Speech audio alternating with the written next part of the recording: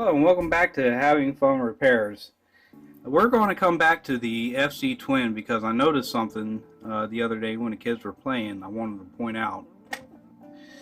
Hit that reset button real quick and then look at the logo and look at that video quality and notice that there's something not quite right with it, even with the characters. Now I expect it to be low quality because it is a composite video, but I think that there's an issue with the PPU or the modulator IC that's used for the composite video. So we're going to try to do one and potentially two things. One, we're going to try to repair the composite signal, and then secondary to that, we're going to try to make the system RGB out for composite video, or excuse me, component video going to the TV. And I'll show you what I mean by all that here in a little bit. Alright, so the other thing I want to point out is it doesn't appear to be with the NES side of the software, as the picture quality seems much better. It's just on the Super NES side. You can see all the weirdness. Colors not lining up. Something in the video is not syncing correctly, or maybe the signal's just not quite there. You also have this band that's running through the center. So I'll do typical things that I've shown in the past, like cleaning the cartridge connector out, cleaning around the board.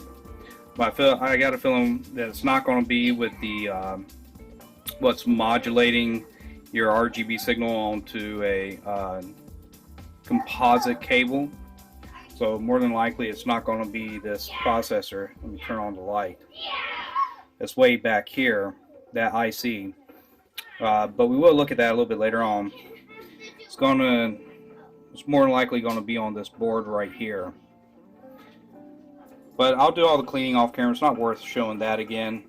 And then we'll go into further troubleshooting. So cleaning done, still the same issue. And just in case you're curious, I tried with a different Super Nintendo game other than the Donkey Kong one, same results. Now while I was cleaning,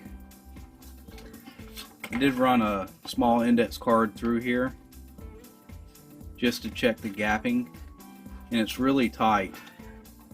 Oh, I'm on the Nintendo side. Let me go to this side. Here we go. You do have, it's pretty tight on the left side of the cartridge slot, but over here on the right side is a lot looser. So I'm going to do that little trick that my man Vince showed in one of his videos and try to use my tweezers to bend these back out to make that connection closer, see what that does. However, even that resolves the composite video. There's still more I'm going to do to this console. I want to fix a lot of this factory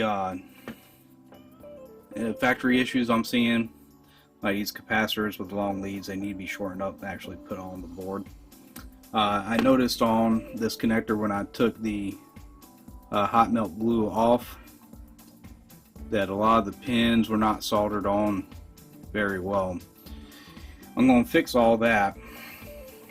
Like I said, the ultimate idea I'd like to be able to do is, after repairing the composite video, is to make component video signal out of this console, because I do know that I can pull RGB off of the modulation chip back here, or the chip that modulates for a composite video. But for reference, you know, if I mess up anything, I went ahead and labeled these chips. This TC-T975 is the APU, the 978 is the CPU, and the 976 is the PPU. So our audio processing unit, picture processing, computer processing. You know, nowadays modern consoles, these two are at least combined onto the same semiconductors per se, the same chipset. But I'm gonna pull out these things, test again, see what happens. Do that off camera. Alright, so pulling out the pins didn't help it out. You can see a lot worse now here, especially when the title scrolls. You see that band coming up, you see all that video quality, and then it gets good after a second, but that band remains. So what next? What next is actually going through the console and doing some things. I want to show you real quick. Let me pause and get this cartridge. Alright, cartridge out, light back on. So I went ahead and traced out from the, I kept calling it a modulator. It's called an RGB encoder actually, but there is a circuitry or an IC. Ooh, it actually gets a little hot. We'll take a look at that as well. There is inside of this IC here, there is a modulation circuitry. It takes your RGB signal and modulates it onto there, but it's called an RGB encoder. I should have specified that better. I traced out the RGB signal, so here goes that RGB encoder. Pin 1, there goes a dot, it's a ground across there. 2 is your RN, 3 is GN, 4 is BN, and then your out's on the other side. And then what I did is I traced those out to each pin, coming from this side here to over here, and determined that this is R, B, that's G. If you can't tell, the soldering quality on this connector is pretty terrible. That's something I will address. As well as that, I traced it all the way through, pins onto the other side up here. Trace it through this board and traced them all down and around to TCT975, the PPU, and determine that those signals come up on this side. Just through a continuity check. We're going to throw this up on a scope, but there are several things I'm going to do before. Well, we'll look at the scope first, but then there's several things we're going to do after. If I was to orient this like this, which is how it's put in the board, you see the dots right there, bottom left corner. Bottom left corner is where that dot's at. Obviously that coincides with pin 1, but because I didn't want to count out all the pins, I just labeled on this side where I found them. 1, 2, 3, 4, 5. R went to 5. G went to 4, and B went to 3. So next thing we're going to do is throw these signals up on an oscilloscope. See what they look like. See if they look clean. See if they look dirty. See what's going on with them. And I'll come back and try to show you that here in a second. Alright, got the video going. I got my oscilloscope hooked up. First thing I want to do is test RN, and that came from pin 2, the RGB encoder, and then that should be, we go across the board, should be this first line here. If I can get this to focus. A pin here. Oh, sorry, no, here.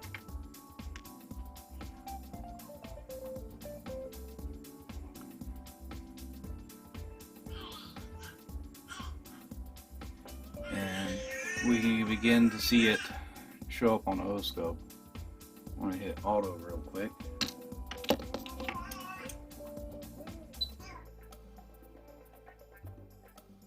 go. And I want to just do a single sweep of this. Come on. There we go. So I've captured it. Let's look at this video signal. And I'll turn off the flashlight. There we go.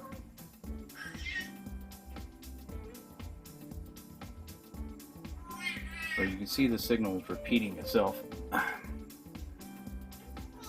That specific waveform. I want to expand it out a bit.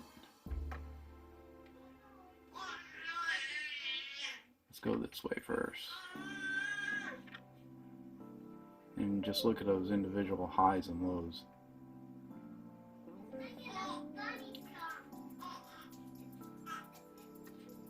If I'm being honest,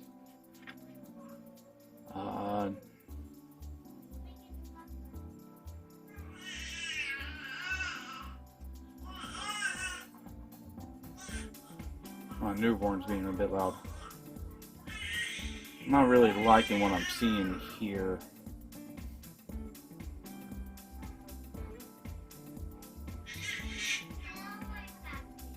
The signals don't look too good.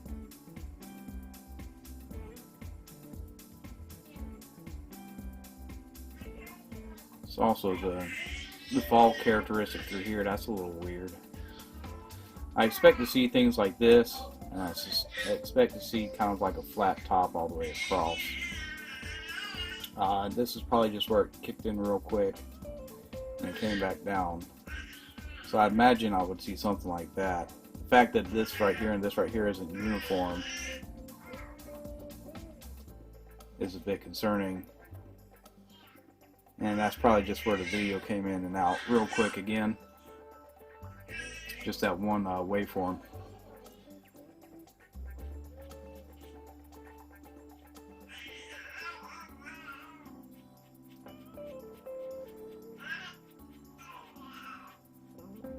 Again, since I do have a...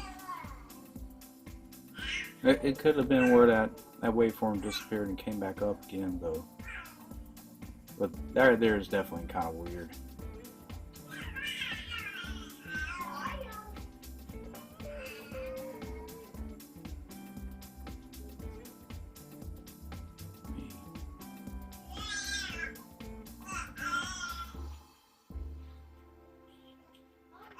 Let's take a look at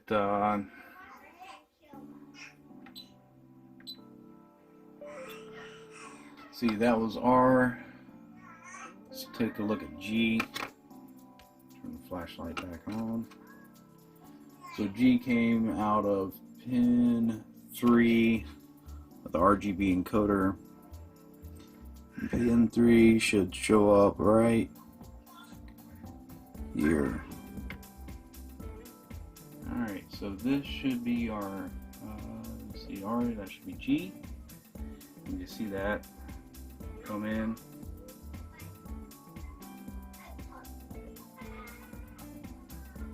Not many greens there. Let's see what happens.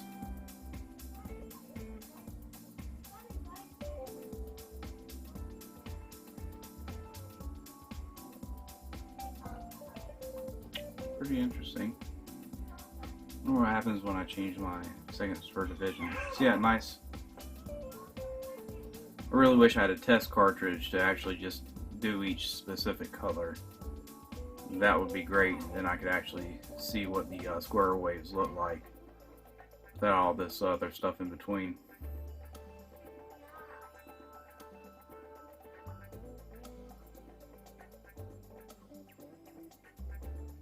I won't see that square wave for a second here.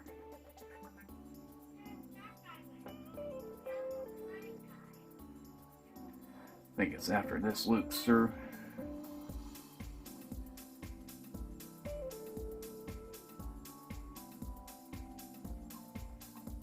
A lot of green information on the screen right now. Yeah, you see that square wave? Happens right at the start when the screen goes black. Which makes me wonder what happened if I just remove the cartridge. Let me do that for a second.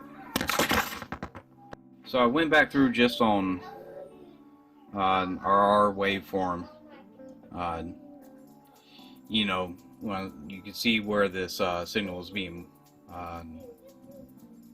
based off of what's going on the screen. The waveform was changing. Well, I went back through and paused, run stopped right at when the square waves were just you know, as picture perfect as possible. And you can definitely see a hiccup somewhere around here when that signal is off. I think that's an area to be concerned of. I'm going to do the same thing with G, and then we'll move to B and check B in. So let me go and capture G real quick. So with G, see that little megaphone that turns soft music thing? It's oscillating. That signal's oscillating at the same time that thing turns around. And you can see more green come in. You see how that waveform changes. I think that's pretty unique. So you can definitely tell that that specific signal changes based upon what's going on that screen and the colors that are presented on there. Again, I'm going to capture that square wave for that signal coming in, and we'll take a look at it. Alright, here we go. Same square wave, same spot. Now I'm wondering if this is just coming from the sync or something else. Maybe it's the sync pulse or something that I'm capturing on here. I don't know. Somebody smarter than me should be able to tell me. But again, that doesn't look right to me. Could be an indication of maybe the PPU going bad or something. I'm not too sure. Alright, we'll do the same thing for, say we've done R, G, now we need to do B. So I'll be right back as soon as I got the probe on B. So with B going in, again, comparison.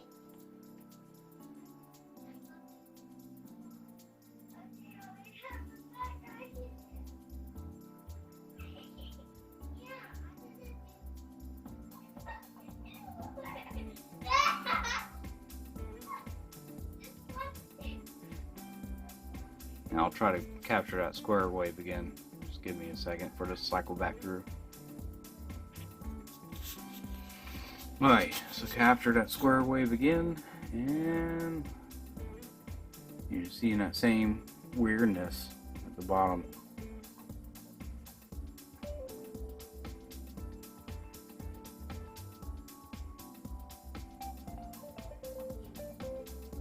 So again, I don't know. Look, it's super bad over here. Let's scroll over.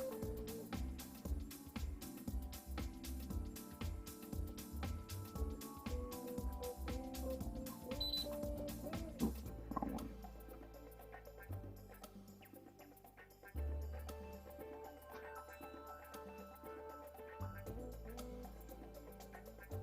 Remember, the same signal repeating.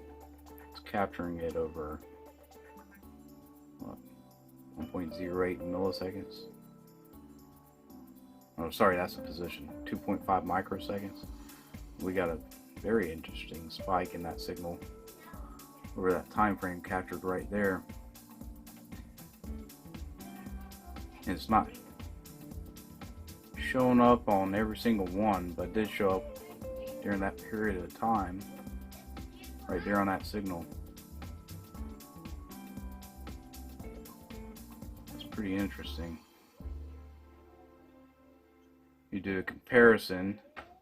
These two look similar. Those two look similar. That one doesn't.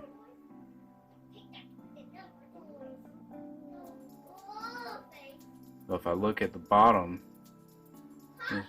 these should have been the same as. Well, they probably should have all been the same. But then again, I don't know. To me, this is telling me that there's probably an issue with the PPU.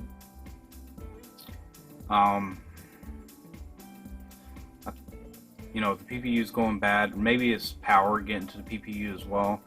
I can tell you that this heat sink back here, and it is really getting hot, as it should if it's displacing heat from whatever MOSFET is powering this device. Super hot. But regardless, I think what I'm going to do is go ahead and tear down this console, fix the components that at whoever manufactured it that were put in just really janky. Fixed up that ribbon cable there, and then probably reflow the PPU and see what happens. Hopefully I don't break it. If it doesn't get any better, it doesn't get any better, but that's okay. We'll move on to trying to get composite video out of here, even if component video is bad. You know, maybe later on down the road, probably replace this MOSFET, because like I said, it's getting hot. Might have to replace this PPU, but you know, I don't think you can really find these components online somewhere. I have to do a bit of research, but we'll see what we can do.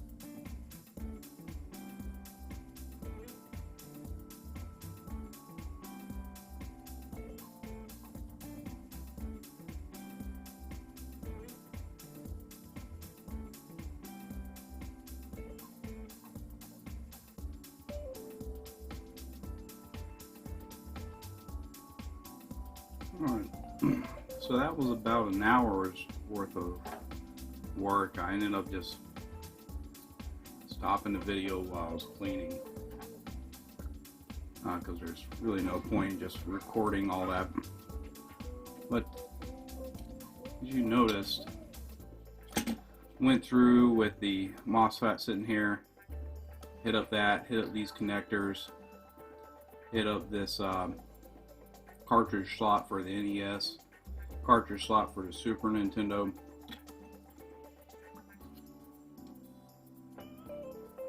Fully seated these caps that were just loosely tacked to the board. You probably wonder why this crystal is still not seated. I decided not to mess with that because I know crystals are very delicate. Temperature, hitting them is, even tapping them can be an issue. And if you lose crystal, well, your game is messed up until you get it replaced. So I decided I'd just rather not try to get this seated in the board. I think it's too much of a risk, so I'm going to leave that the way it is. But everything else has been touched up and cleaned and seated. Now I'm going to reflow the PPU, but before I do that, I'd like to set it aside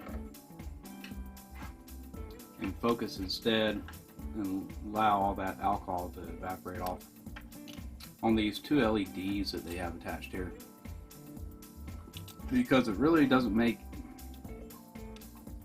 any sense to have such long leads.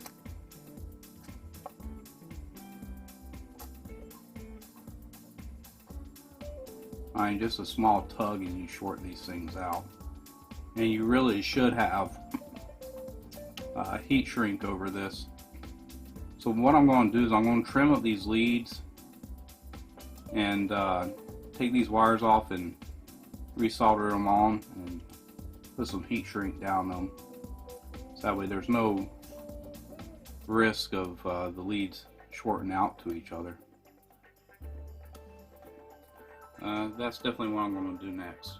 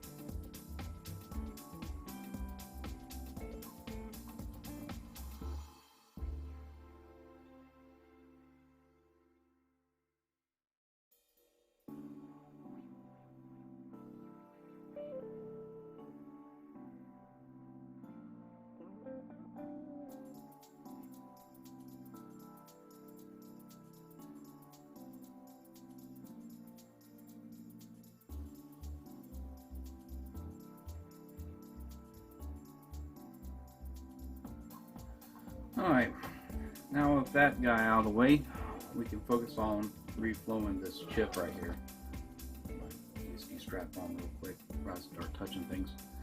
Now, when it comes to reflowing, a couple of precautions I make is one, capping tape. So when I'm applying heat, it's not getting onto overheating components or plastics in the surrounding area. And I'll keep my nozzle pretty close to this chip. Okay. Also don't want to overheat this chip. I only want to get the area hot enough to remelt or liquefy the solder itself. And then as soon as I see that nice sheen, I'm going to pull the heat away. Now, I will put pressure on top of this IC, but only because of two reasons. One, this is not a BGA style chip. Here, I'll show you something as an example. Here goes a reality synthesizer from a PlayStation 3. Okay, I have a couple of these in stock from where I used to reflow or replace these on the PlayStation 3. You see these little fine ball solder points all underneath here. Okay, now if that solder was melted and I was putting pressure down on the top, you can imagine that you're going to be essentially squishing all these soldered points. Okay, now that in itself is not so bad, but when it's in a liquid state and you put pressure on top of an IC, and if you don't have the steadiest of hand, you run the risk of small, minute movements. And by doing so, you can actually bridge these connections down here. So I would never put direct pressure on top of a BGA. If I was reflowing or replacing one of these, I'd make sure that I could see it float into place and then maybe do a slight nudge, but never direct pressure on top. That's not how I would manage a BGA. With this right here, I have no issues doing direct pressure on top, provided that my hands are well supported, that I'm not moving around so much. And two, the second reason, other than the fact that it's not a BGA, is I will put pressure on here so long as this is already in a solid state, meaning it's already connected. I would not heat this up with my hot air gun, allow the solder points to liquefy, and then attempt to put pressure on the top. That is not the right time, because again, you run the risk of potentially moving and bridging all these soldering points, or soldered joints, or whatever you want to call them. So instead, what you could do, if you were replacing an IC as such, is you could use your hot air station and melt it, and you'll see it go into place, and then you'd pull your hot air station away. You allow all these soldered points to harden. You'll see that nice, you'll see the salt, if you look close, you can see the solder go back from a liquid to a solid. And then afterwards, you could put pressure on top and then flow once again to make sure that it's in the right spot. But only after it's in that solid state. So, I'm going to reflow this. Hot air gun set to 600. I'm going to turn 600 degrees Fahrenheit, that is. I'm going to turn airflow down to 45, and let's attempt to solder this or reflow it.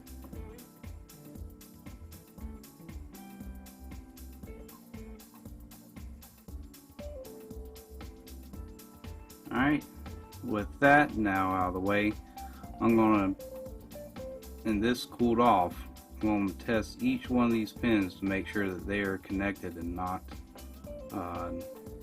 free from the board. If they are, I'm going to touch everything back up with a soldering iron, just because I feel like that's an appropriate thing to do. But it's going to take me a minute to check all these, so bear with me for a second.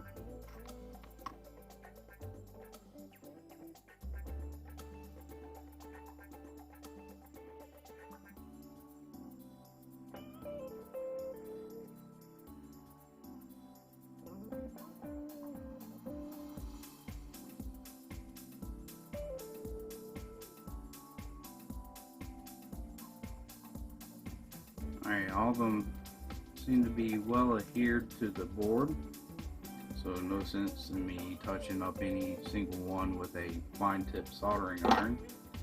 So now it's just really getting that thoroughly cleaned up, because that's rosin core flux I'm using, and if left on the board it could become corrosive itself, so it needs to be cleaned off. So that's what I'll be doing next.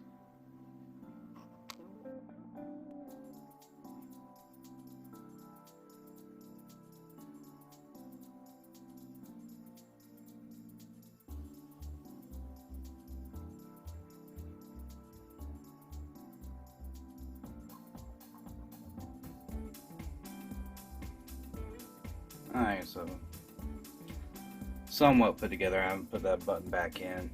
Still got to solder back up those LEDs, but do want to go ahead and give it a test.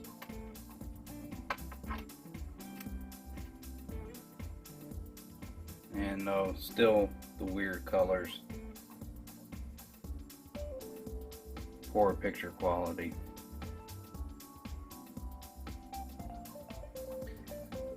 You still have, let me turn off the flashlight.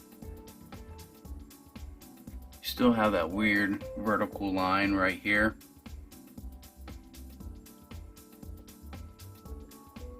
Of course, I got all the sound muted. You can see it goes all the way up through the center. So I'm thinking the PPU might be bad or something else needs to be replaced. But I do want to try one other thing with that PPU before I give up on it and just go ahead and throw in composite component video, try to make a component video signal. So I get a replacement PPU.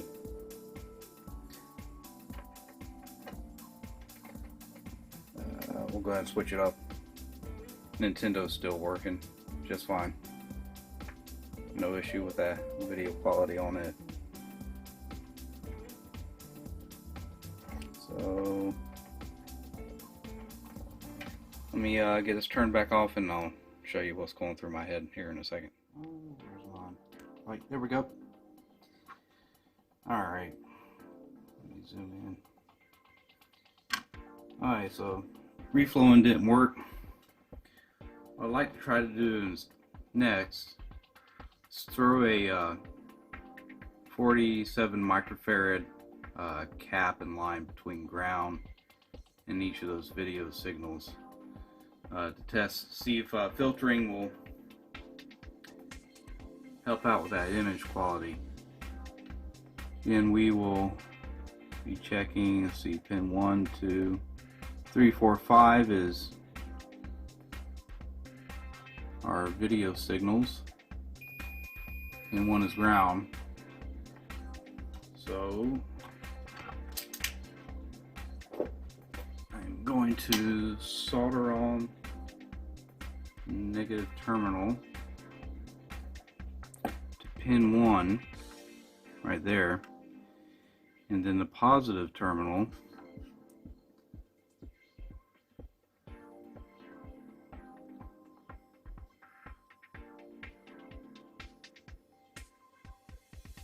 I'll use it to touch pin 3 and see what happens, then pin 4 and see what happens, and then pin 5 see what happens to the video quality.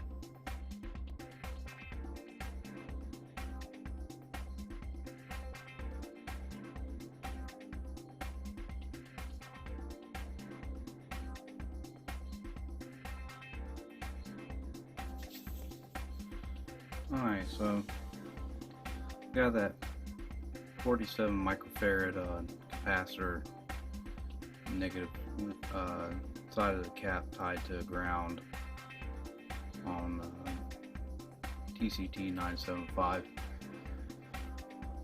Obviously the bar is still in the center, but I'll show you what I was doing. I was going through and trying to put a filter on each signal coming from this ROM, minus these over here. I didn't test these, but I was wondering if there was just additional filtering that was needed.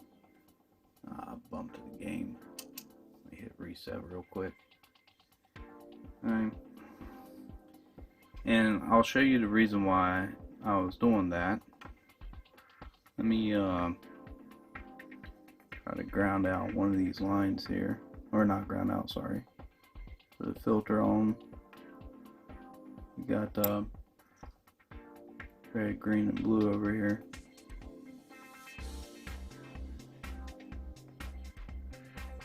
Alright, you see I got that filter on it. You see what it does to the picture. Now I removed it. It changes it. So it's definitely not a filtering issue. I think the PPU is just going bad.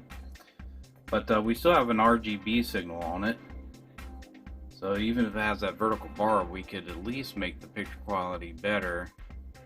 So let's try to see if we can pick off that RGB and make composite video instead. Or excuse me, not composite, component. We'll do that next. So despite the not being able to get the composite video to work, we're going to go ahead and move along and try to make a component video. What I have here on the screen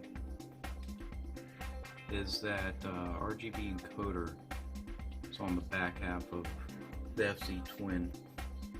And I notice pins 1 through 12 down here on the bottom. Then you have R, G, and BN on pins 2, 3, and 4, as we previously saw. Those signals are taken to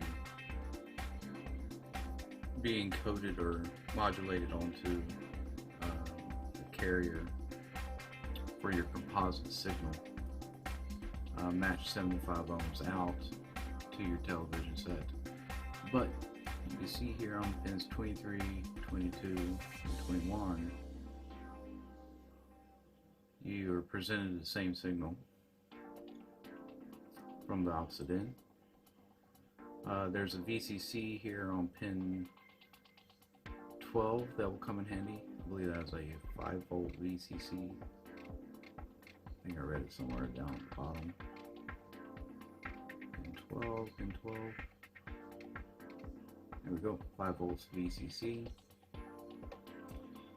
And what we are going to do is I purchased a THS 7316 DR 3-channel HD TV video amplifier, and the hope is that we can use it to pull off that RGB signal, provide us some amplification, and send it out over a RCA connector to our TV.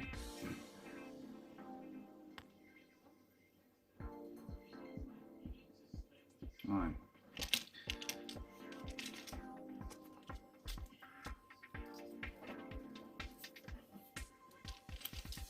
So here are those little 8-pin ICs. These I ordered from DigiKey. Came in an ESD safe package with some desiccant and a humidity indicator. This used to be blue, it's just been sitting out now, so that's the reason for that. I'd also ordered some off of Amazon, and they have a very similar marking on the top, but this didn't come in an ESD bag. This just came wrapped in bubble wrap. So the likelihood of these being damaged in transit, or especially since they are an ESD sensitive devices, is pretty high, so I won't be using those. Instead, I'll be using these right here. And here's essentially what I'm going to do. Here's a rough diagram of that RGB encoder. And I'm going to pick off pin 12, and after 12 you go 13, 14, 15, 16, 17, 18, 19, 20, 21, 22, 23. 21 pins 21, pin 22, and pin 23. Even though I labeled them 4 across, that's just that way I don't forget when I'm looking at it and I can count down. Alright, we'll go to pin 3 of the next encoder. Let's see, pin 4 will go to pin 2, and pin 3 will go to pin 1, and we should output a nice strong signal on the other side. Off of each of these lines I'm going to build my own little PCB. We'll put in a 75 ohm drop down resistor to ground. An impedance match, obviously 75 ohms out to the RCA connector. So we have impedance matching to our television. The 5-volt signal will go into pin 4, and then ground will be tied to pin 5. We also will put in a 0.1 microfarad capacitor between our VCC and ground to prevent oscillation of this IC, and then a 22 microfarad capacitor to act as a filter cap to prevent interference from 50 or 60 hertz signal. Essentially, our AC line in the UK or Europe, that AC line is 50 hertz. 240 volts, 50 hertz. In the US, 120 volts, 60 hertz. You want to make sure that you're filtering out this frequency from showing up on your DC line. So this is what I plan to build. These are a lot tinier than I thought they were going to be, but I think I'll be able to build a little circuit board to get this to work.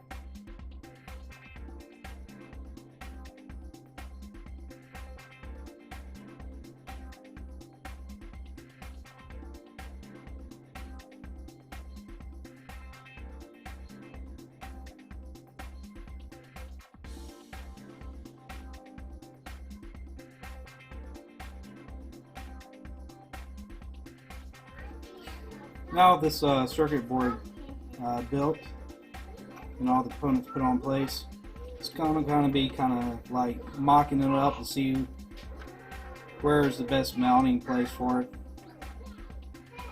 And I think I'm going to mount it just right on top of these other components. Allow me to cut these leads relatively short and get them soldered onto that RGB encoder. And then I could put, more than likely, the output signal, although I'd like to get it on the back. That's pretty well populated. I'll probably put it out here towards the side somewhere for those video input for the component cables. So that's what I'm going to do next.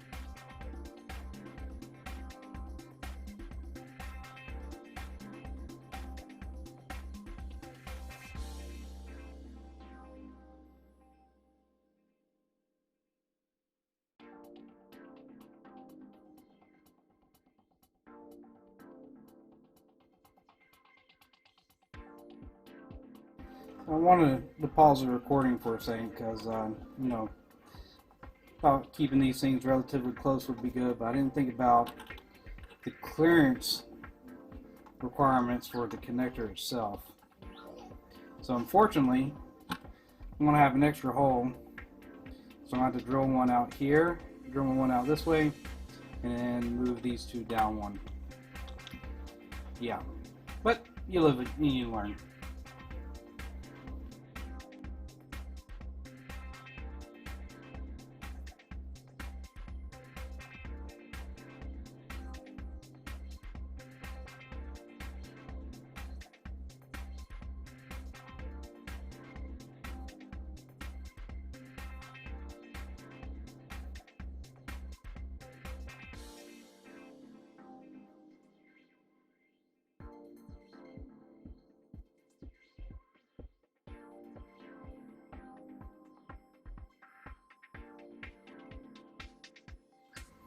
Okay, so extra hole to the side, now in there. Again, you live, you learn.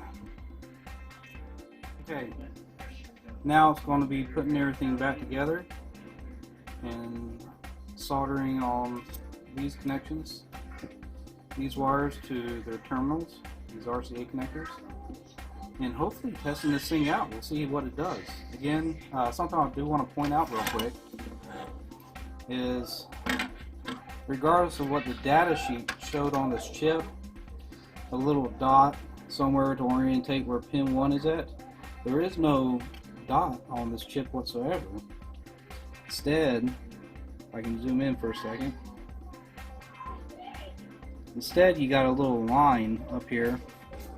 So I assume that that indicates pin 1, so pin 1 would be over here on the left. At least I hope it does. If not, I got this thing completely wrong, and probably let out the magic smoke when we plug it in. But we'll see what happens. Using that 2-part epoxy to put this on the board worked out pretty well. So obviously this is for a this IC is a SMD, surface mounted device. This PCB is through hole, so I had to find some way to get this all to attach. I'm fairly happy with this, but I think long term I might try to get a PCB developed by one of those websites that advertise that, and use that for in the future, eventually replace this, but we'll see what happens. Anyways, let's move on.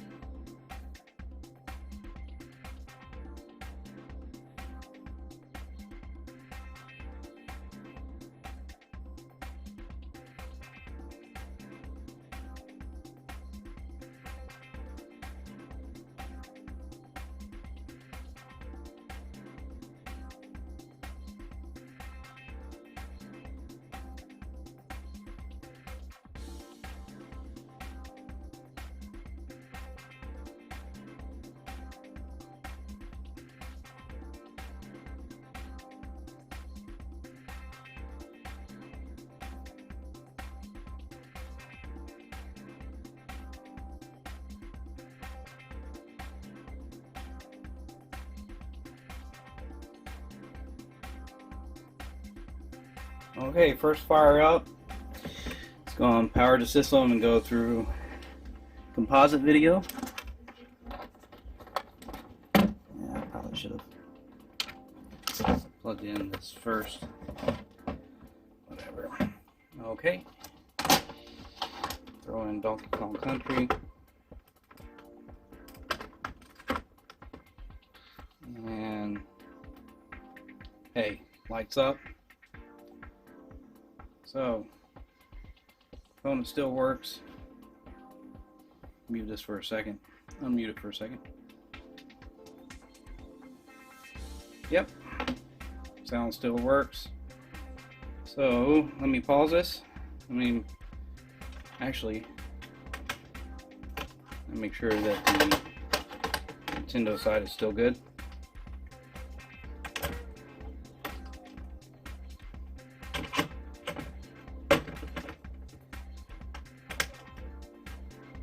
LEDs and Nintendo side good. Alright, now let's try component video. Okay, first fire up for a component. Now I did smash the wires a little internally, shutting the clamshell. I should have paid better attention to that. But we'll see what happens.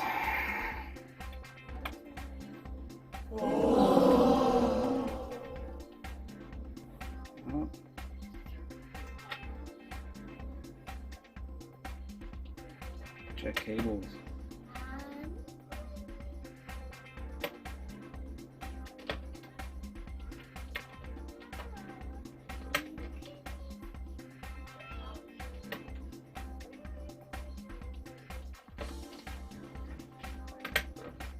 And nothing.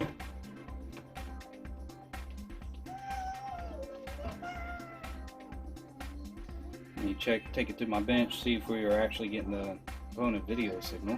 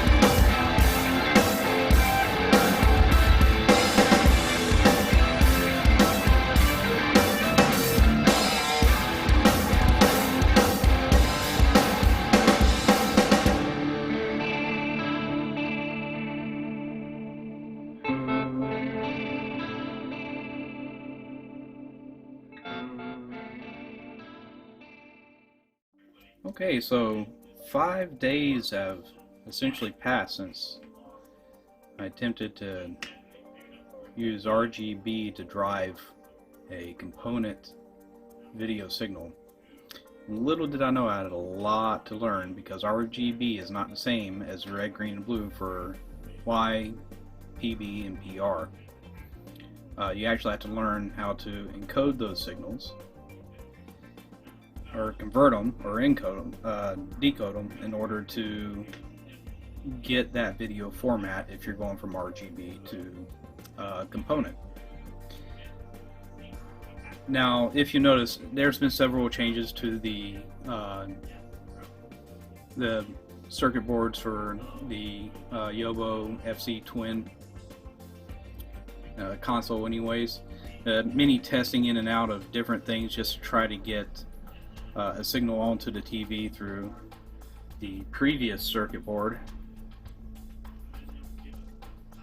Little thing I developed caused the flex ribbon cables to break, and so I just went ahead and pulled all them out and soldered in a lot of wires just to allow for a more rigid and a fixed connection.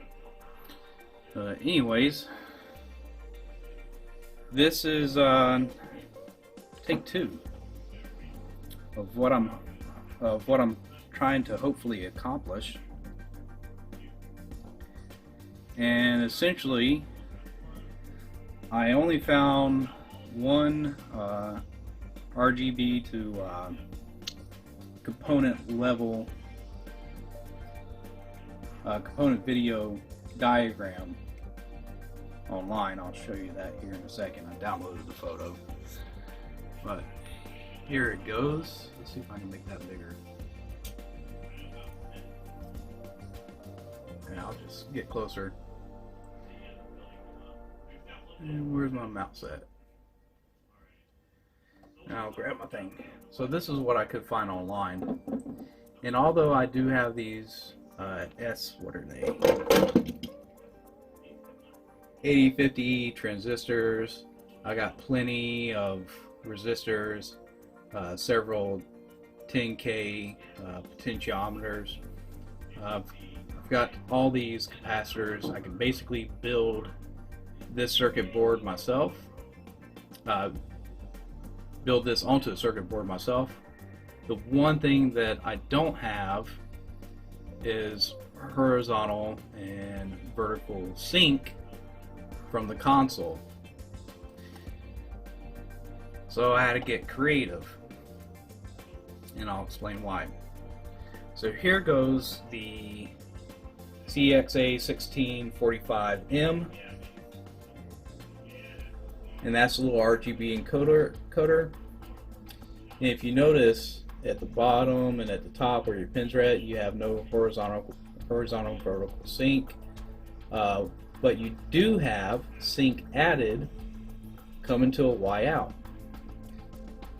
So I focused how I was going to build my PCB, my circuit board, and all the components based off of already having established.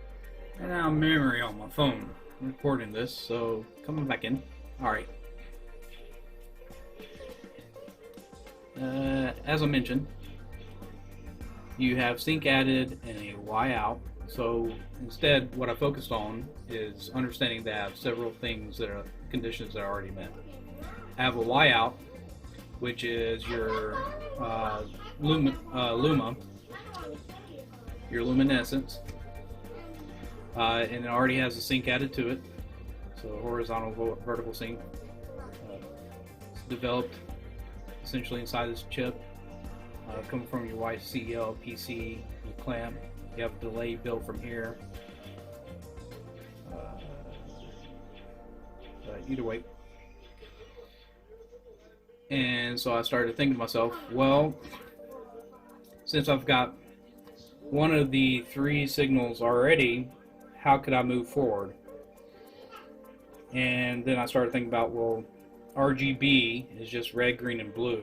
And that's fairly popular in VGA connectors for monitors and stuff, whether it's digital or analog. You know, I didn't really look that up, if I'm being honest. So instead, what I've done is I found this schematic online. Again, I don't have horizontal and vertical segregated to add into the Y at the end, the luma signal at the end. So, but I've already got this condition met from the other chip.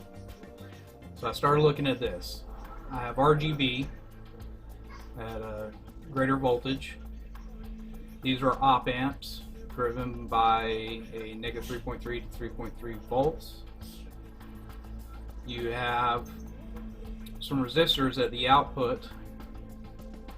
Essentially, and I might be explaining this wrong, whatever they're amplified to, this is going to reduce that power out. They're combined, and then they're fed into, RGB is fed into a second op amp to output your Y, or actually well, essentially will become your Y once you add your sync.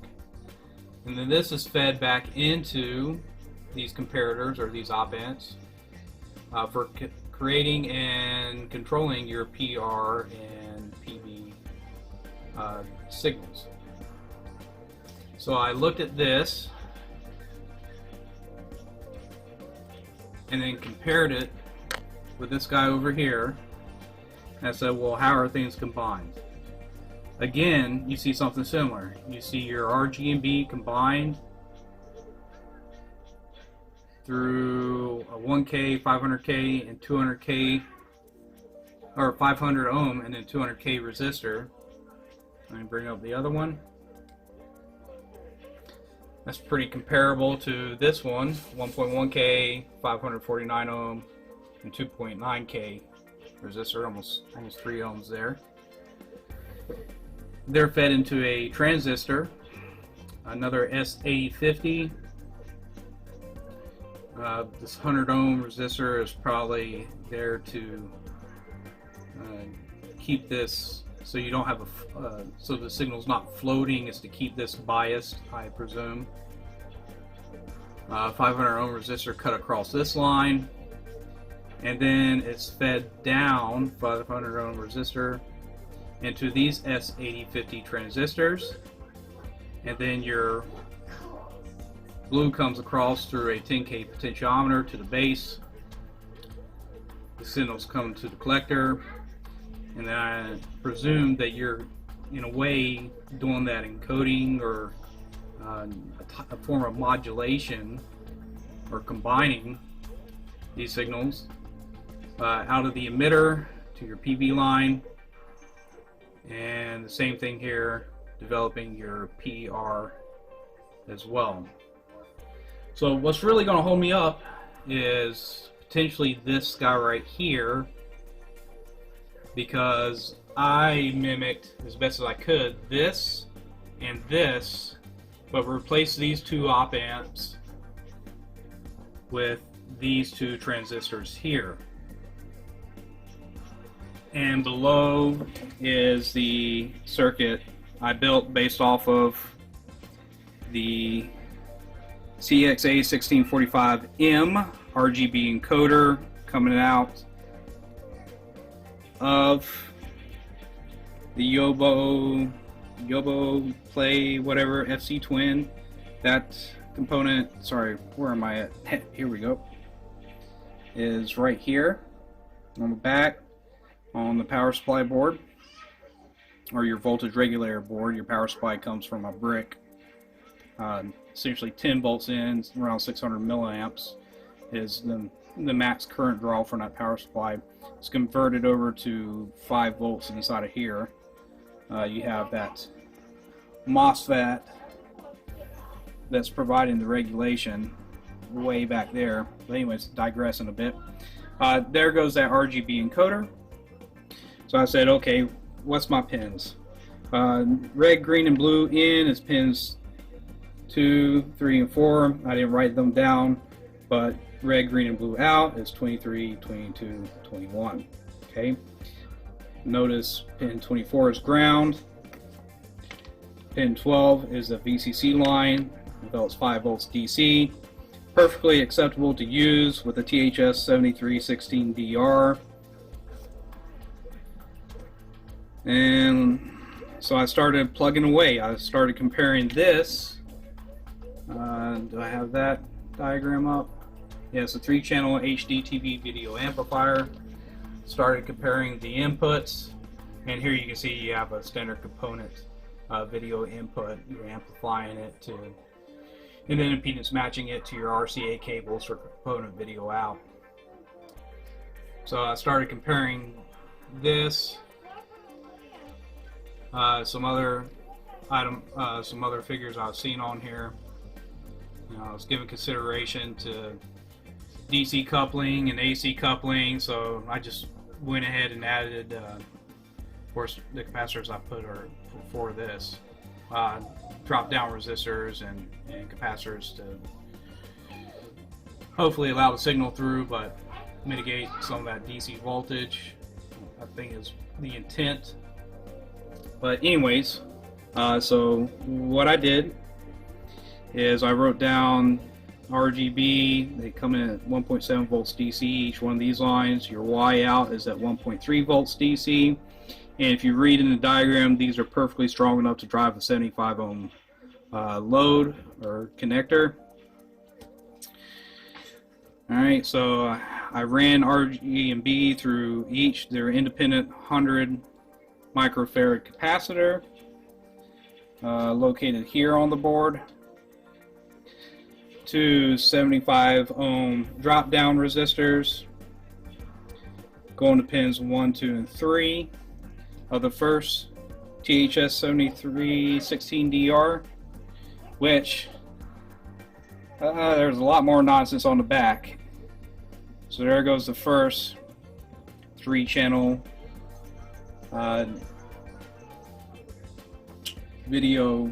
HD video amplifier, HD TV video amplifier. Okay, right here on the back. You can see what I tried to do. So all these pins coming off of this IC are very small. Now I wanted to keep them color coded as best as possible, with, you know, obviously red being red, green being green, blue being blue. However, the wires I have around home are a Ethernet cable and then some old transmission line cable wires, and the transmission line ones were a lot thinner in the diameter, the dielectric.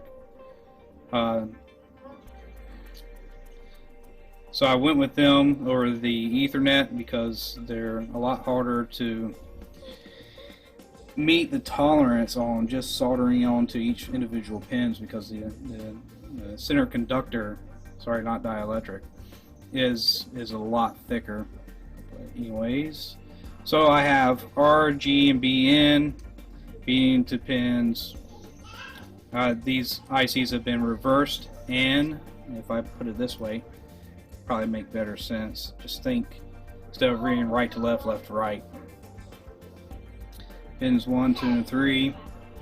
There goes my VCC in, there goes my ground. I'll probably need to put something over here, like this same 2-part box I used to glue these ICs in to the PCB upside down.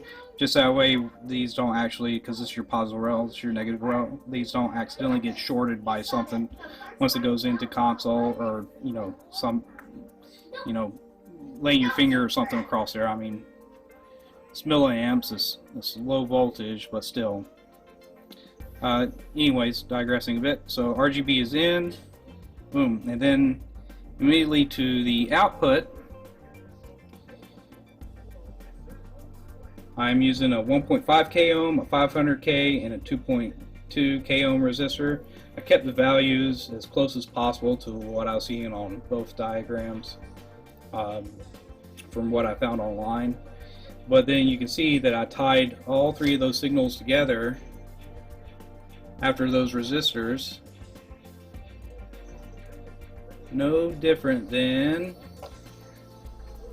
you see happening here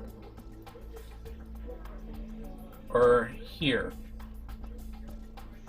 So the actual resistors are on the front side of the board, right here.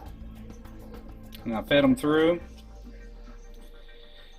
soldered them to each leg coming off of the IC, combined them here, and then I went into pin 2 of the second HD TV video amplifier. Going back to my diagram right here, and then I supplied one output.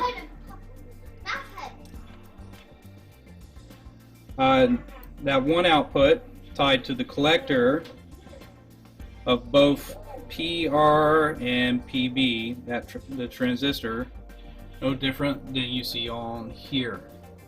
So pretend the second op amp, right?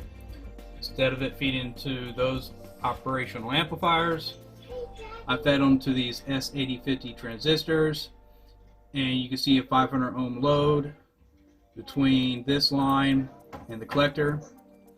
And I presume the same potential will be felt across this transistor at its collector. However, rethinking this a bit, I probably could have just maybe done pin 1 and 2 tied together, and then a 500 ohm load 500 ohm resistor, load in that line in between here, and then a second output over to here. That may or may not have worked, I don't know. Then, as you can also tell, here goes these two pots right here. And you feed your red from your RGBs into one side of the potentiometer, your blue into one side of the potentiometer. The center of that pot, so you should always measure 10K between pins 1 and pin 3 of each pot. The center pin that comes out of the potentiometer is where you will adjust the resistive value based on where that potentiometer is in its run in that winding, whatever's providing the resistance. So the values between pin 1 and 2 and pin 2 and 3 each independently are going to change, but between pins 1 and 3 should always be 10K. So pin 2 of the potentiometer is going to the base of each transistor, and you can see the same now obviously 500 ohm into there. There's 5 volts injected onto this. I didn't do that, so I'm not sure if that's going to be an issue either. Like I said, this is probably where I'm going to get hung up at. It's just in here. I don't think I needed to include this, definitely not this, because I got a complete Y out of the RGB encoder on the circuit board. But anyways, so you've got this green line of your combined signal presented on the other side of the potentiometer, and like I said, pin 3, pin 2 is going to the base of each collector. So that's what I did with these right here. Here goes my 10K pots.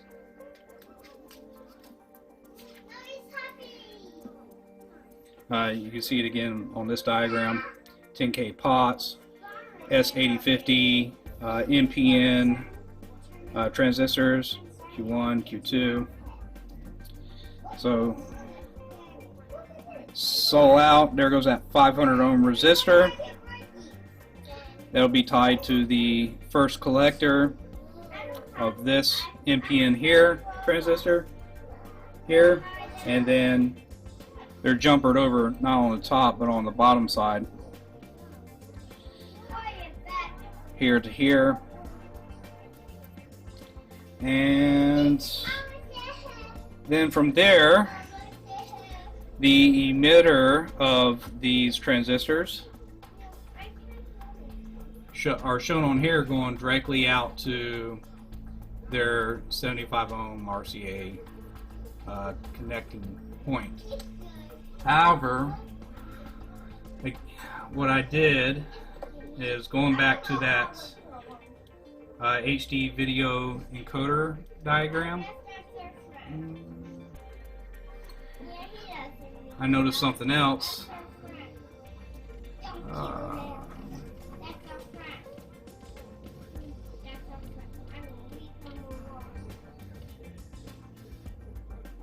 And I don't know if I necessarily need to do this, but you see you have capacitors here and then your 700 ohm resistor at the output. I don't think this was the actual diagram I was looking at. Let me scroll through here.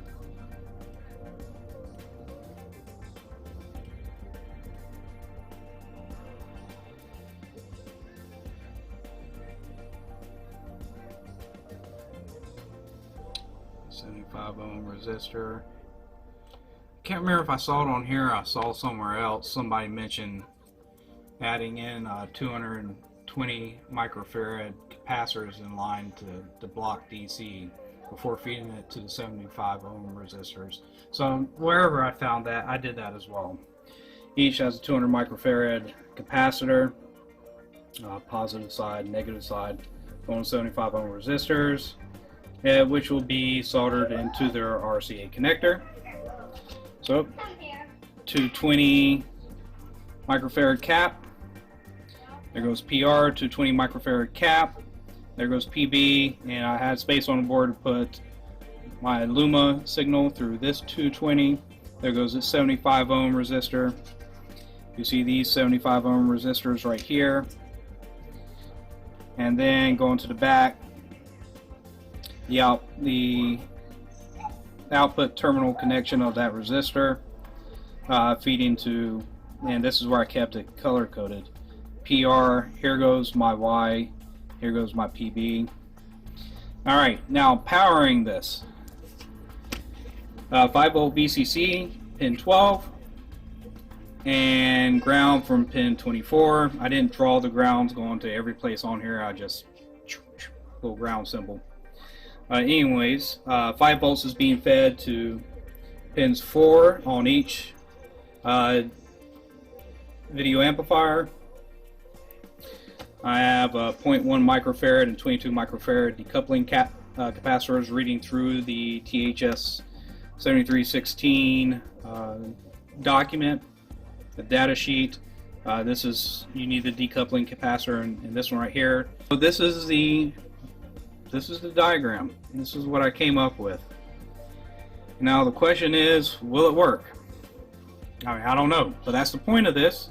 It's to just experiment. Now, I must say, again, not an engineer, I didn't go through and do all the math required to determine if I actually need a 7500 ohm drop down resistor here.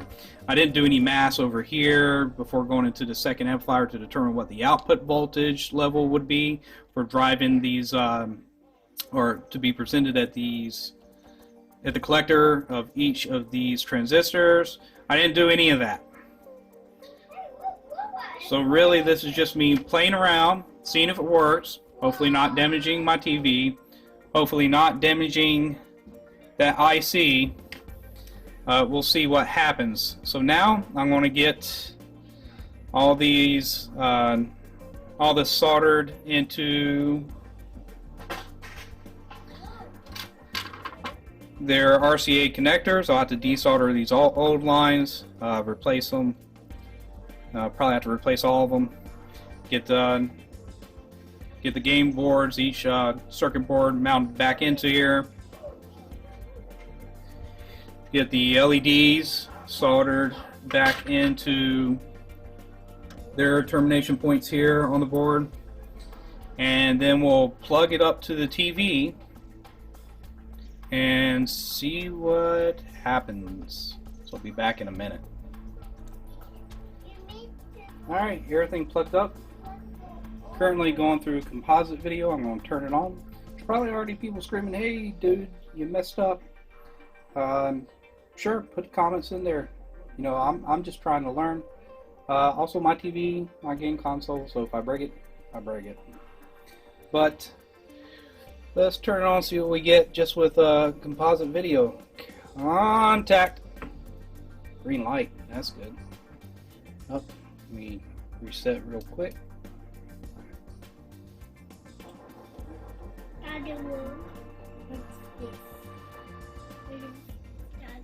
That's a game console, buddy. Alright, composite video appears to be working just fine.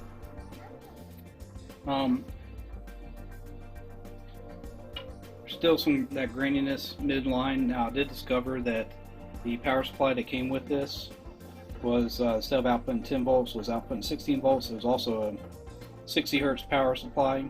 It couldn't do 50 or 60 hertz. The system only requires 10 volts, 600 milliamp power supply. Max amp drawn will be around 600 milliamps. So I replaced that power supply with a 12 volt power supply that can do from the input could be 120 volts, 50 or 60 hertz. Sorry, the input voltage of the old power supply was 120 volts AC, 60 hertz. The one I replaced and outputted 10 volts DC in max amperage 600 milliamps. I replaced it with a 120 volt AC power supply that could operate all 50 or 60 hertz. the output voltage is 12 volts, so still higher than what it needs to be.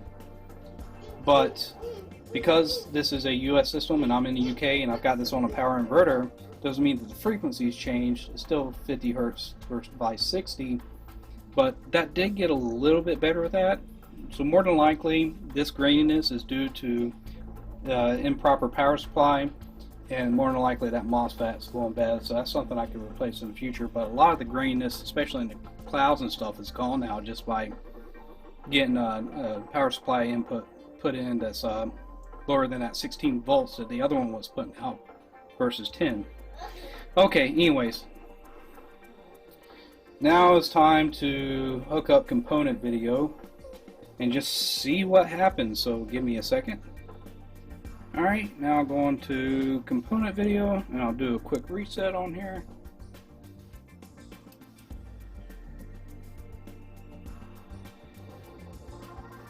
Hey, and we got component video, although no color. No color whatsoever. Now remember, I got these potentiometers on here. I wonder what would happen if I turn the gain up on these pots. Let me see if I can prop this my phone up a little bit. Alright, there goes the picture back.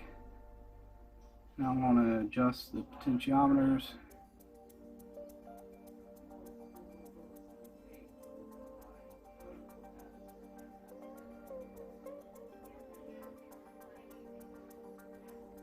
I don't get much of anything. Let me turn it back off, turn it back on. Now I'm kind of wondering if that is because I put those capacitors at the input to block that DC. I wonder if you actually need at least a 1.7 volt signal at the output and not just the,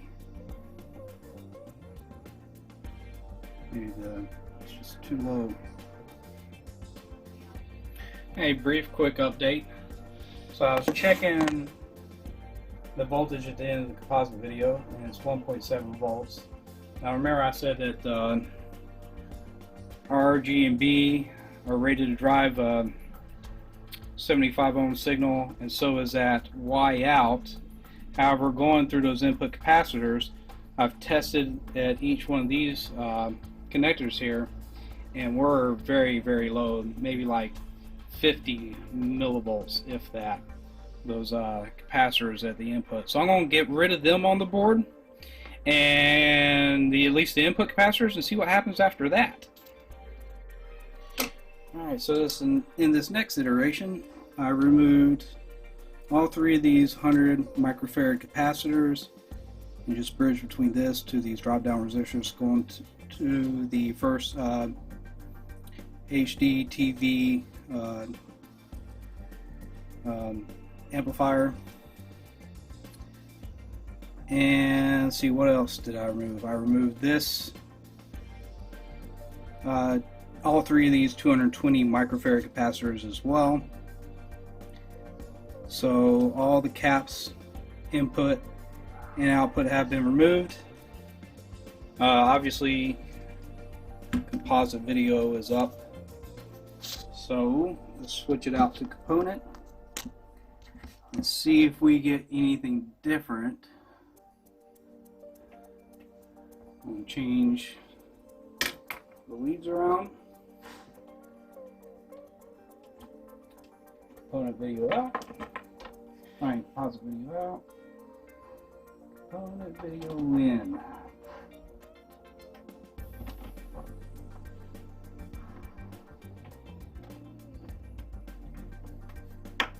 Alright, let's change the input.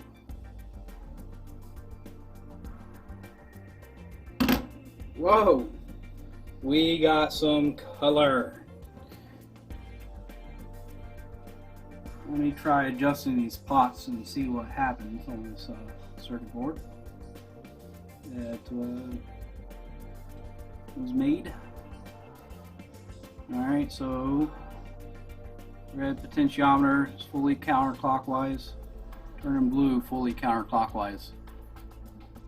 Look at that.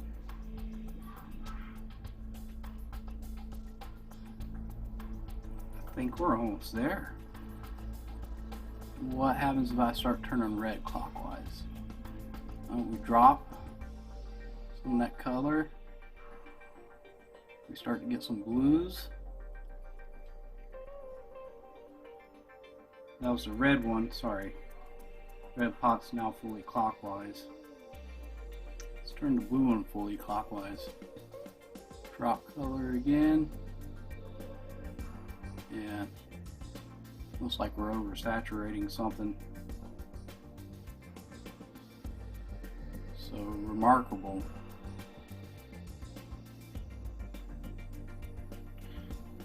Alright, so looking around with multimeter on the PCB, unhooking these RCA connectors. Obviously the Luma out is 1.3 coming from the RGB encoder. My PB and PR, by adjusting these potentiometers, they actually go up to max a little over 4 volts DC, both of them. Measuring before them, I'm getting the 1.7 here from red and 1.7 here from blue. Obviously green is in the mix on this side. So it's 1.7, maybe a little bit higher than that, and 4 volts. And so I'm kind of wondering if maybe this second amplifier needs to come out of circuit. So I'm going to thoroughly cross these out of this diagram now. These caps here, those caps there. And I'm going to try and eliminate this guy and just go from this pin out to this line and see what happens after that. And we'll be right back to see what the results are. Alright, so this has almost got me there now. It's probably hard to tell in this video, but the skies are somewhat blue now. The red, browns, you got a bit of green. However, they're still a little bit muted. And I'm finding I have to go all the way almost to completely counterclockwise on the red potentiometer here. So I think removing this from being amplified was good. That brought down PR and PB to approximately 3 volts DC. You know, max output. However, I think I need to be able to increase the amplification of my red and blue. So probably what I'm going to do, instead of jumpering this right over to this side of the potentiometer, is I'm going to feed this line through the second amplifier.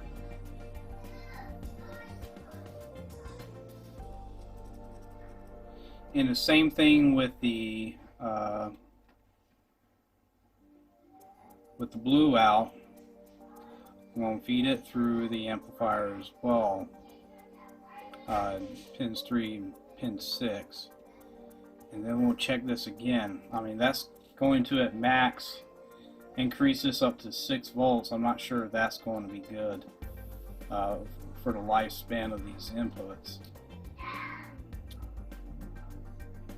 But yeah, I don't know. I want to try it out and I want to see what it does. So that's what I'm going to do. Alright, so the more I played with this, the worse the video quality got. So I was kind of right in getting rid of this. The main reason is because I wasn't controlling the Y out.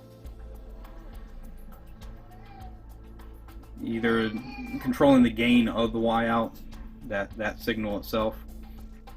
So I thought by eliminating a second stage of amplification, things would balance out and the picture quality would improve. Of course, when I started eliminating those things, I started running into issues of oversaturation of colors in comparison to the 1.3 volt DC Y out signal. So I went back to the drawing board, scrapped it, and here's what I came up with, and here's the final diagram. So I kind of borrowed a little bit more from that first photo, at least this portion right through here. These components, that resistor, these transistors, this out, eliminating the capacitors. I didn't use those. Ignored everything up here. And essentially what we have is our RGB out, 1.7 volts DC a piece, going each under a 75 ohm load or pull down resistor, however you want to call it, I'm not too sure which. I then feed the R out through 1k ohm resistor, G out through a 50 ohm resistor, and B out through a 2 kilo ohm resistor. Going to this NPN, tying them all together. Of course, you'll see that there's a 500 ohm resistor from collector to base, a 1k ohm resistor from emitter to base. The emitter's tied to ground, and then the collector comes out and goes this way. Here's where I pick off the R and G pre 75 ohm load or pull down resistor. I feed R out to a 10k pot, and I feed B out to a 10k pot as well. I tie those two together, and those are in line with this connector here with the collector of Q1. Of course, that's going to send R and B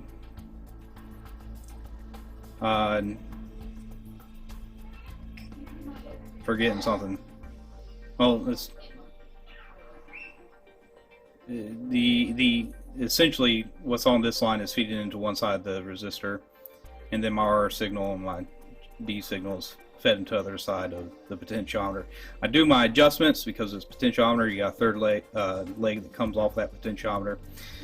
That's then fed to R is fed to Q2, B is fed to Q3,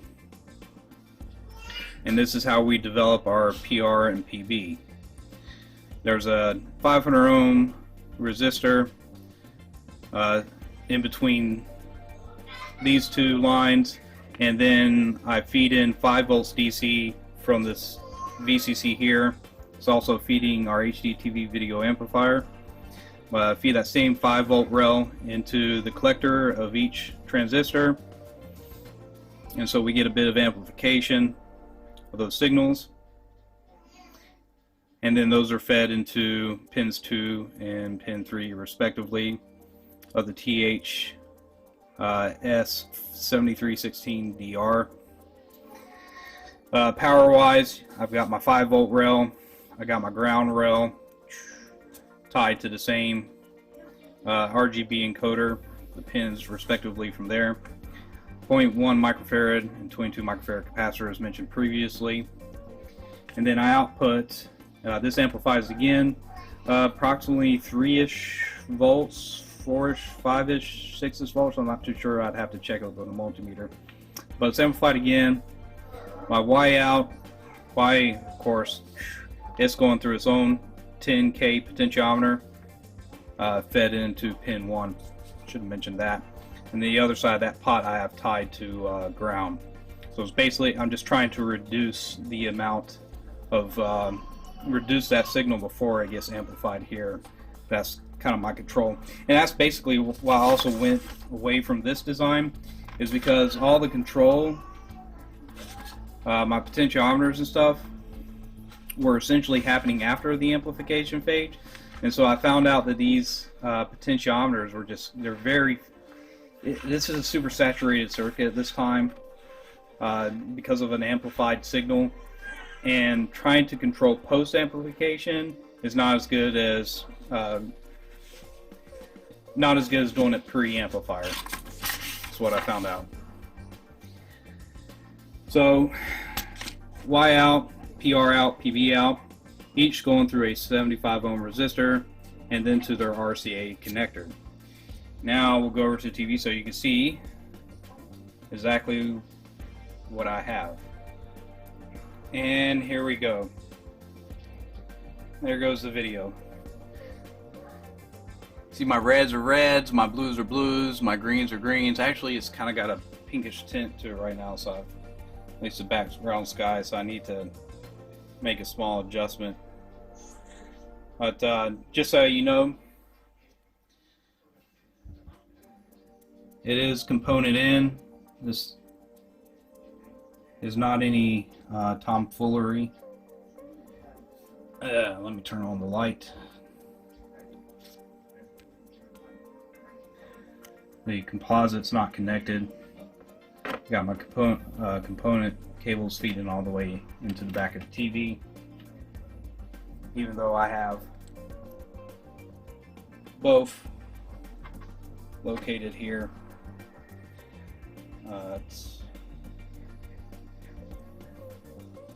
Now here's that board, the circuit I built as mentioned on this built onto the PCB.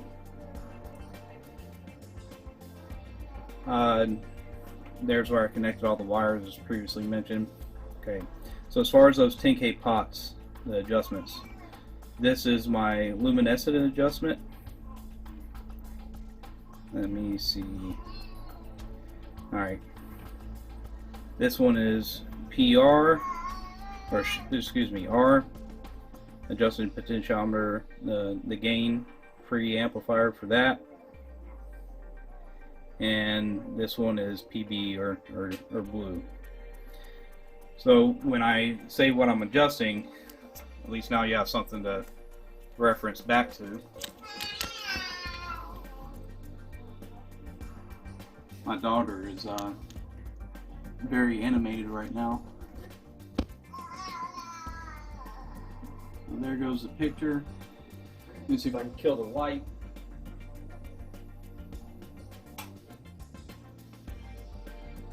And I'll make these adjustments. First, the Y adjust. You'll see that the picture will brighten up substantially. And I found out that I have to turn that Y down to, not all the way down, or I cut the video out pretty far down to get a good, really good image. See, too far down it cuts out, because you're killing the sync as well on that Y out.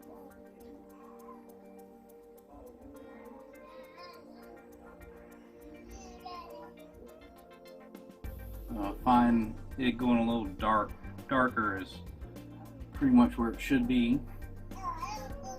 Alright, now I'm going to mess with the R adjustment.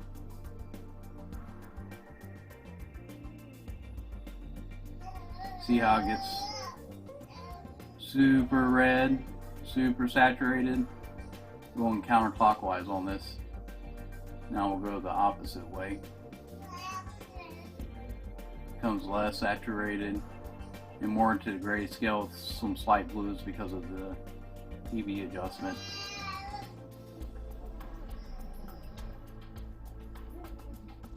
So I know this is supposed to be red, that's supposed to be yellow. Obviously my greens, my background is supposed to be blue.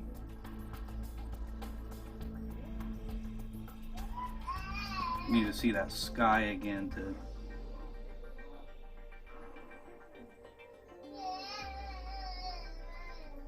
get a good image. There. See, that's too much red. Reduce that. Still got some blue there. That's good. In the sky. And now we'll do the other pocket. See how it gets super blue? That's going clockwise.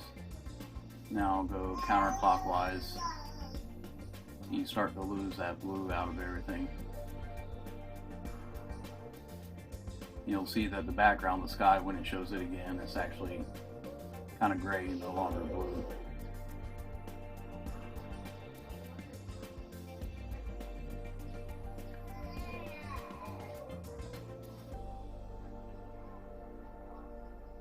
See, now the sky is gray. I need to get that blue back in, but I don't want to oversaturate it.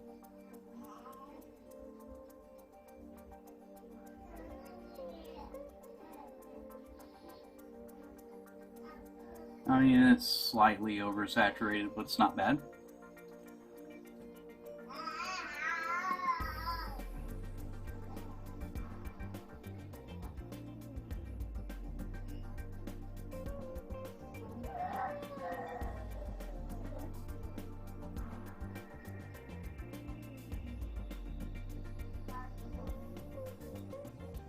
Let's see how this looks when it cycles back through. Took just a smidge of that blue back out. Want to see that sky? Yeah, it's too gray.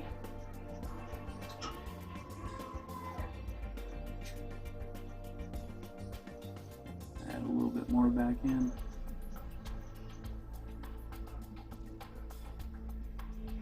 Maybe just saturate red a little bit more. I think that looks pretty good. All right, let's compare this to the.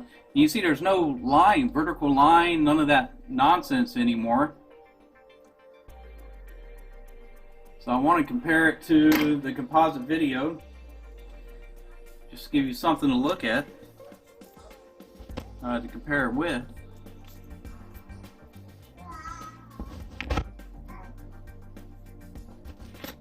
See.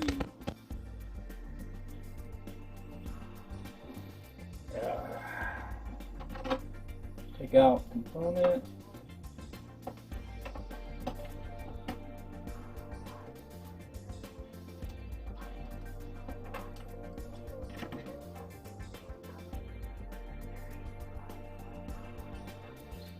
Yeah, man, what a huge difference. What a massive difference in video quality. I mean, colors are a little bit better, kind of, on a composite. At least the greens are more greens and the blues are more blues, but that could also be because of how they're modulated to make that signal modulated together. And we're kind of doing that ourselves with the board that we built. Put the component back in.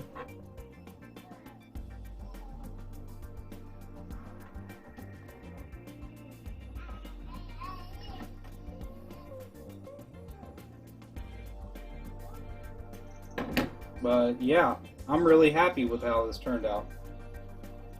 Really, really happy. Couldn't be happier. I mean, not even any funniness in there anymore. I'm really liking how that looks. It's so amazing, the difference. The real test is going to see if the NES side works with this setup. So I'm going to button everything up and stick it back together, and I'll be right back. Okay, here's everything hooked back up. I cut a little. I know it's not pretty. It slid back here so I can adjust those pots when needed, because I expect as the temperatures increase inside the gaming console, it's going to have an effect on the resistors and their values, those potentiometers and stuff. So I want to be able to at least have easy access to it. But anyways, I'm running it through composite right now. Mario. But I learned that the NES will not work with this mod, just like if you was to just hook up. Hey, Daddy. Just like as I heard several people doing the S-Video and VGA mods. But at least this one is fully my own. The board is hodgepodge from several other diagrams I saw, plus my own devices. but as you can see, the NES will not display. But Super NES works good. Switch it back over to component now, since I changed those cables out, and the picture quality is pretty much perfect. I mean, nice vibrant colors. They're a little bit brighter on the composite video, but that's probably just because the Luma is adjusted slightly higher. I like having it darker so I have more rich colors. But I think this looks really good. I'm really impressed by this. The blues are blues, the greens are greens, the browns are browns. So, you know, I like it. Alright, you know, a little bit of video play.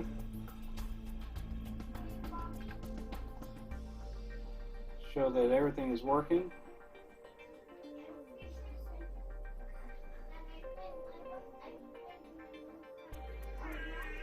Not sure if it's capturing the image quality correctly on here, but the reds are reds, the blues are blues, the greens are greens. And I think it looks pretty good. And then you could tweak the picture up if you must.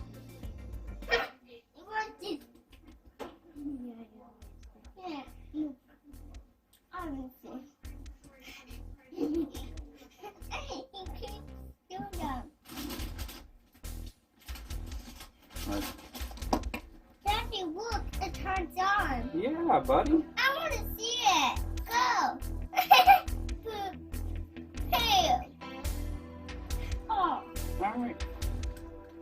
I like it. Y'all like it? Yeah, I want to see it. I want to watch it. Yeah.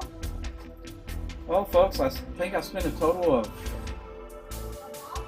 6 days, maybe 7, on that project. Learned a lot, and if you liked the video, if you liked how you know, it's a little bit different. It's more of a modification than a repair, but if you liked the video, then give it a big old thumbs up. Subscribe and share. Of course, you know, you don't have to do any of that, but I would appreciate it. And have a good one. Peace.